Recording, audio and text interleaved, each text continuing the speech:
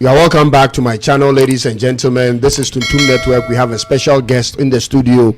This is the guy who handles Nana Kwame Bediako's TheNewForce official page on Facebook. He's in the studio. And we have Otik, our regular guest, also here with us. My brother, welcome to Tuntum Network. Thank you so much, Tuntum. Nice one. Nice one. Otik. Honorable. You're welcome. Thank you, sir. Right, let's begin with you. Tell us your name first of all.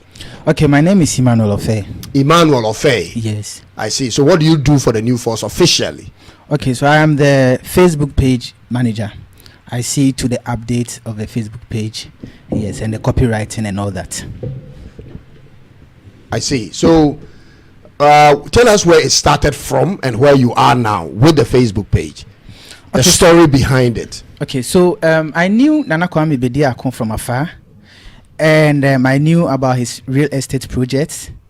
And then especially in his interview with Wadimaya and how he explained himself about African development and all that. Right. So at a point where I heard about his political ambition, and then I listened to him and what he has for Ghana and African development, I felt myself that this is what I have been expecting and this is what I have been waiting for. So then I decided to have an initiative on my own. Already, I do manage some people's Facebook pages and other social media platforms. I said, well, let me do something. And that was how I started. I created the Facebook page and I named it TheNewForce Movement / Freedom Now. And I said that I'm going to TheNewForce Movement / Freedom Now. Okay. And I said, well, this is what I'm going to do. I'm going to try to pick some photos and videos of Nana Kwame Bediako's political vision. And then that was how it started. So then it started just a few months ago. Yes. So not a few months ago. I think it was when he started was the ending of last year there, when some of these political campaigns started. So it was somewhere ending December 2023. That's where you started. That's where I started. So officially, are you paid to do this? No, even at the moment, I'm still not being paid for that. It's a voluntary action. Wow. Have you met the guy? Yes. So it was once. I haven't even met him to have an interaction with him. It was once that I spoke with him on phone about a specific issue, but meeting with him one-on-one. The other time I went to his office, he was in a hurry, so then I couldn't even meet him, but I saw him and I greeted him. He's very calm, very respectful. Nice. Nice. Otik, Honorable. TheNewForce. He's working for TheNewForce for free. What would make a person work for TheNewForce for free? What would make someone work for anyone for free? Right. Because I think Nana Kwame Bediako, right now, he's the main man, the talking point of the youth, especially because on social media, especially. Exactly, because everyone wants a young man because he's very young, and he's a very successful person. You understand, and success itself attracts a lot of people in a country which is economically struggling. You understand, so with the success, I believe it's automatic that everybody root for him. But for him working free for Nana Kwame Bediako, that is something that is a bit, obscure to me, because I don't understand why are you doing it for free. Okay, so in my own, I've looked at how the Western politics looks like. It looks like the people will give the delegates something or the people something so that they will buy them to be able to follow them and accept them. That is the African way. Okay. But in the Western, if you consent to a particular ideology or you like somebody, you rather give your resource, your everything to support the person to become a leader. Okay. And then when I saw Nana Kwame Bediako and his political ambition, I said, this is something that I must give myself out. So are you saying you are not expecting anything from him? No, I'm not expecting anything from him. Are you sure? Yes. Because one thing I know about politics is the people even following the masses when it comes to these political people is they know what they are going to benefit. Especially, I'll speak for Africa. I don't know about the Western world because I'm in Africa. The reason why people follow these political parties is we are already struggling and this person wants power.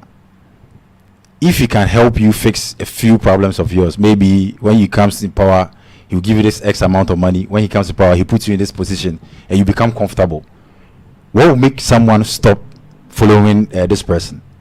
You understand? Because already, the economy it's something that is really, struggling, and so far nothing has been done. And these two political parties, especially NDC and NPP, they've made promises since 1992 that when I come, I'll do this, when I come, I'll do that.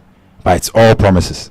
And right now, we have someone who calls himself TheNewForce, says freedom for the people. He also has the manifesto talking about economic freedom for the people. Exactly. He's talking about economic, which means he's going to develop the country so that we become self-sufficient. Right. My question is, and I believe Mr. Cyrus or Mr. Tutum is also rooting for him. Right? Yes, I am. Exactly. So my question to you is, what makes you think he's any different from the NDC and the NPP? Well, first of all, when you enter into the political space, all we can look at is either your track record of what you have been doing with your life, whether before politics or after politics. All right, so if I look at the NDC's candidate and the NPP's candidate, I know what their track record is. Okay. The candidates themselves and their political parties together. When I look at Kwame, what I see is a private individual who is successful in real estate and other things. Okay. All right. So at this point, that is the only thing I can use to judge him. Okay. And I know how difficult it is in Ghana to prosper in the real estate industry. Okay. Buying a land in prime locations alone costs so much. Yeah. Now, he didn't just buy those lands. He has developed them. Now we have serious edifices on these lands. Okay. So I look at all of that and I try to make meaning of it. I say, if this guy without government funding, if this guy without government contracts, if this guy without holding an office in politics can do this as an individual on his own, and remember, in order for you to achieve this success, you should be someone who is driven, all right, who knows how to manage and supervise. Yeah. Because that is one thing that is lacking in this country, supervision. Yeah. For him to supervise over these projects and get it to where it is now, it gives me that credential that yes, if this guy can do it for himself privately, then I can trust him doing it on the national scale. So even though they are all making promises at this point, I'm looking at what promises these guys are making at this point, what promises they made us in the past, and how best they were to achieve those promises. When I look at the NDC and the NPP, I see their track record. Majority of the promises they made Ghanaians were not achieved. Okay. But Kwame is a fresh guy off the table, and I think people should give fresh people the chance. The reason is very simple. Everybody deserves a chance. Everybody deserves a chance. If you, for instance, you Otik, if you happen to find yourself in a situation where you are competing against or with people who have mileage in terms of social media or anything, and people what do you call, they look over you, they don't pick you, they don't choose you, because they say Otik has no experience, and for that reason they don't put you in whatever they are doing. It will sound or look as if you have been discriminated. You haven't been given the opportunity to perform. Definitely. And that is wrong. Everybody deserves an opportunity. And the guy has put himself up there and said to himself, listen, I'm going to do this with my own funding. I'm going to pump in X amount of money and make sure I bring in people around me to help me get to where I'm going. At this point, he could have done anything, whatever, with his money. But he chose to put it into politics. And that is a lot of money. But don't you think him being a businessman and with so much investment he's made right now, venturing into politics, don't you think when it comes to business people, I have a feeling that when you put your money into something, you expect returns. And that is the kind of people we need in this country. Exactly. So you expect returns. Listen, that is the kind of people we need in this country. We actually need people who run Ghana as a business and not as a philanthropy or a charity thing. When Kwame becomes president, God willing, he is going to approach government business just as he approached his personal business. Whatever investment he makes into whatever project, he will expect an outcome. That is what we need. We don't need to make investment into project and come back to the people with hands in the air. But do you think he will put the country first before him? Because as a businessman, you expect because he already has his personal life. Right. Do you think he's going to put the economy, Ghana, first? Because just like he has no reason to be in politics. He has no rich. reason. So why is he in politics? Hold on. He's rich. Uh-huh. He's not looking for. He's rich. Yeah. And when people are rich, they can easily live a comfortable life on their own. But don't you think when you are rich, you always want more? No, the guy is rich and he's already getting more wherever he is before he came into office. Maybe he becomes president, he'll get more. What do you think? No, what I'm saying is this. It is, look at people who are super rich and choosing to live the lifestyle they are in to chase after political office. The attitude is always different. The reason is simple. It is so hard. It is something that you cannot be guaranteed of winning an election. It is not guaranteed. Yeah. Because he can always make more money as a private individual. And it's even easier that way. Really? It's easier. Yes, if you are the president, you have more checks and more eyes on you. Yes. If you are the president. More checks, more eyes on Sorry, you. do you hear what he just said? If you are the president. Right now, he's not a president. No, what he's saying is, right now as a private businessman, he doesn't have all these people scrutinizing what he does. He doesn't need to be audited. He's his own boss. He doesn't need all this scrutiny. He doesn't need all these checks and balances. Even if he has squandered money, it's his own money as a private person. But with the moment you become president, it is a state thing. They are looking at everything you are doing and to open himself up to scrutiny. To open himself up for scrutiny. Yes, and that is very difficult. Really? Yes. Because sometimes I feel, with him being a business person, when I become president, it will give me more power. That is, I have a lot of resources in my hands to be able to expand whatever I have, because I have a business already running. And I don't think when he becomes president, he's going to collapse his businesses that he's already doing. Definitely not. Exactly. So when he gets all the power and all the resources in his hand, don't you think it will give him more authority to control so many things? No, so becoming the president will give him power, but the power that he has is in check. There are accountable laws to the people. Yes. So the possibility of him using that avenue to enrich himself more is very, very limited. But Mr. Cyrus, Akufo-Addo is accountable. No, you are getting it wrong. Akufo-Addo is out of a system. He's a part of a system. Let me break it down for you. Okay. When you are part of the MPP or the NDC, it's a system that you guys are running. Okay. What it means is your team as members of parliament, cabinet, and you the president, you know how to do whatever and make money to support that system, the NDC or the MPP system. So they work seamlessly together to make that thing happen. When Nana Kwame becomes president, he has no system. Whether he's doing the wrong thing or the right thing, they can cover it some way, somehow. You can get the judiciary. Whatever, everything works in your favor, especially when you have majority in parliament. But when he is the president and he has no members of parliament, these guys are going to scrutinize every little thing he does. So he wouldn't have his way like a regular MPP candidate or MPP candidate will have their way. No. Totally different. So when they scrutinize him, do you think it's really going to take that much effect, even though he's president? Because you are the final. That will make it worse, because every small thing he does, they will blow it out of proportion. If he touches this and he doesn't touch it right, they'll bring it to parliament. They'll put it in the news every day. They'll talk about him until they make him totally unpopular.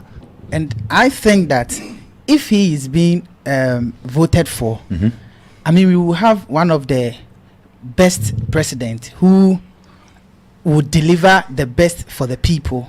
Because just like Tuntum was saying, if you have a larger number of people in the parliament, so there are certain things that you might want to do that they will back you and they will cover it up for you.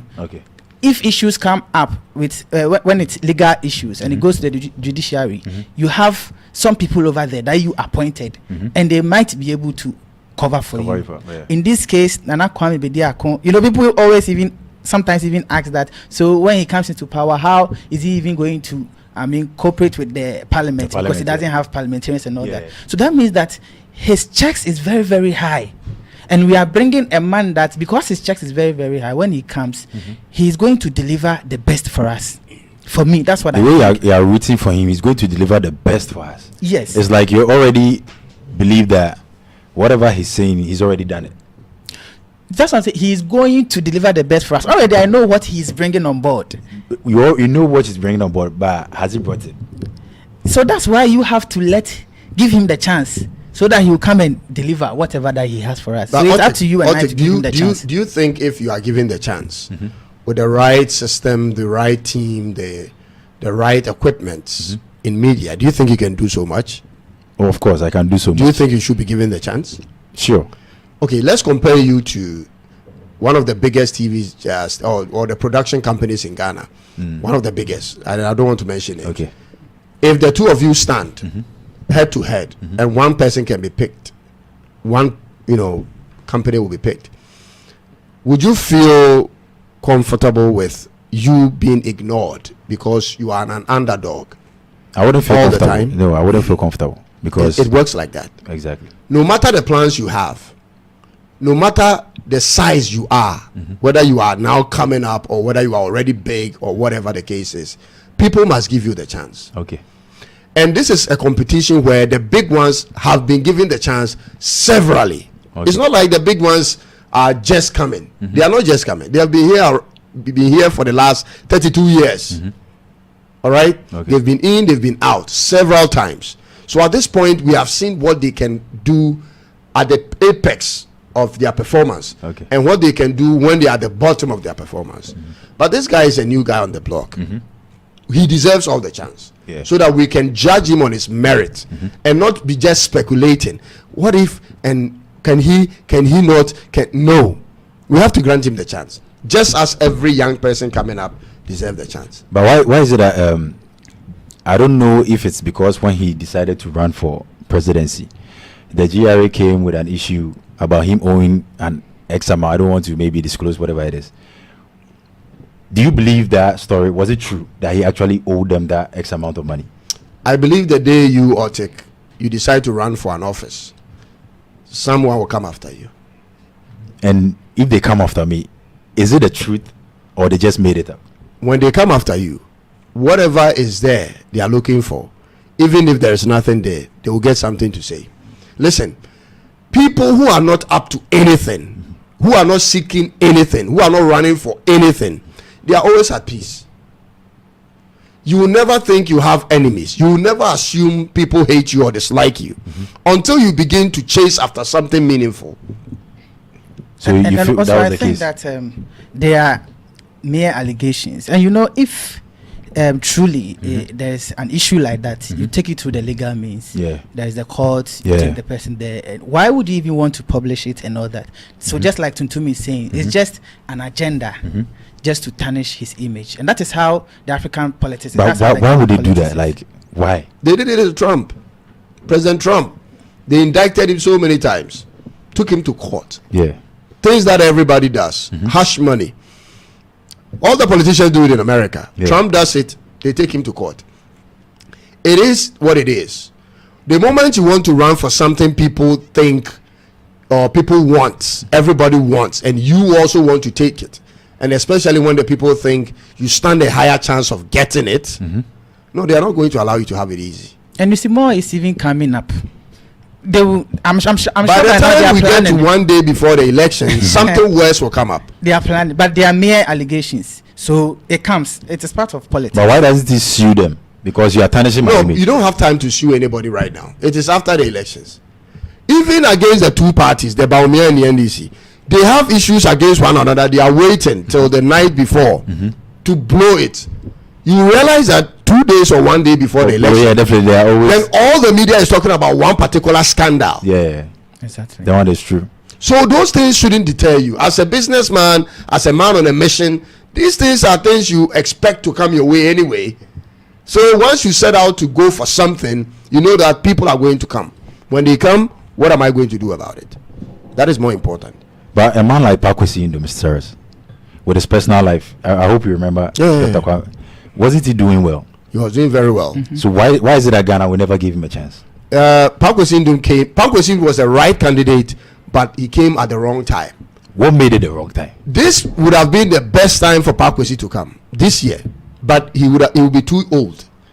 If Pakwesi was around 50s or 40s and showed up 2024, would have been the best. The reason is simple: social media wasn't vibrant when Pakwesi came, Yeah, that one is true. so everything was depended on the digital The platform, local media. and these things have been taken over by the politicians.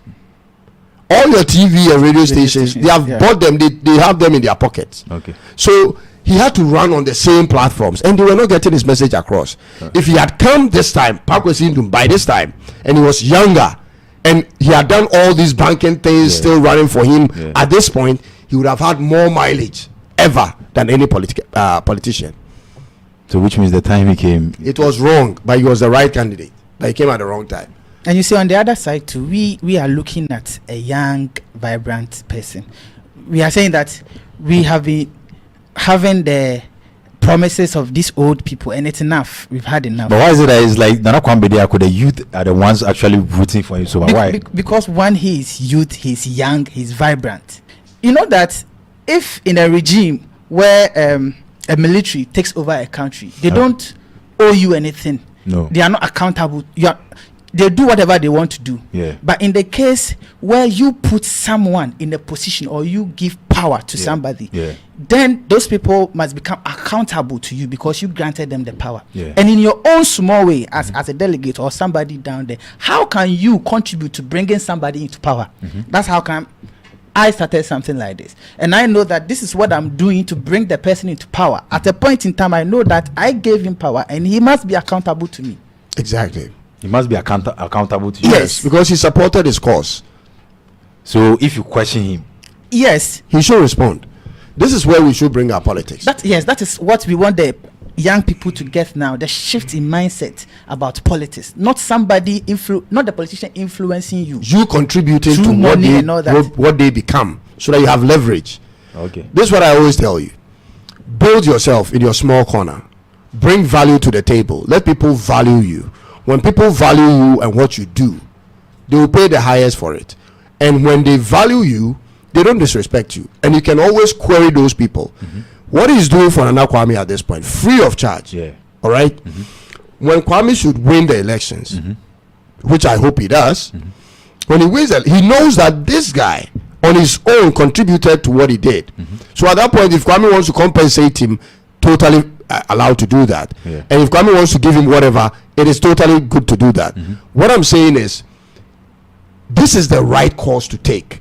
You don't need to always be chasing after politicians, asking for money and all of that. Sometimes you just build yourself in your corner. If you believe the person, continue supporting the person. Let the person identify the value you bring to them.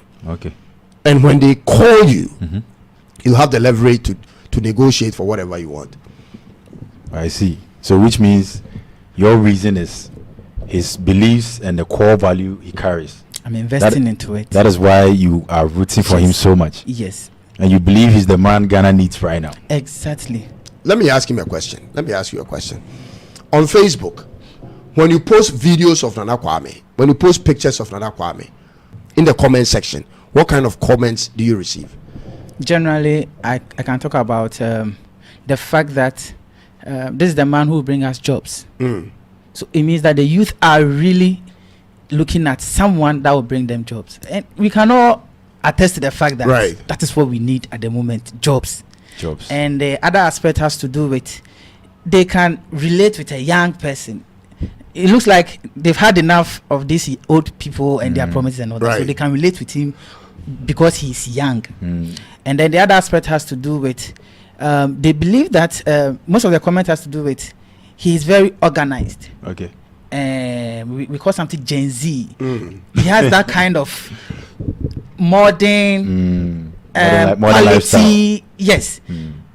Modern lifestyle. So that aspect of modernization and quality in everything that he does. This is somebody that when you give the country to him, modernization, urbanization and everything is already in his eyes because of the things that he has already established in his real estate. When you look at his buildings, the quality in his buildings, the quality in the things that he does already. If you give the country to him, there's no doubt that we will have quality. So you believe MPP and NDC, is it because they are too old? Because they are always old people running. So you believe they don't understand it? The MPP thinks the MPP think Bawumia is young. They say Bawumia is young. That's what they say. Yeah. In comparison to John Mahama, they say Bawumia is young. So they are just comparing the two. Yes. And that is what pissed me off. Whenever you have a discussion with an MPP person on national issues, whenever you have a discussion with an NDC person on national issues, the bottom line for these people is now comparing themselves. They end up comparing, but we were better than these guys. That is their comparison. They never compare themselves with countries that we started with around the world that are actually performing better than us. Yeah. They end up that the NDC didn't do this, that the MPP didn't do that. This is why we need a totally new person.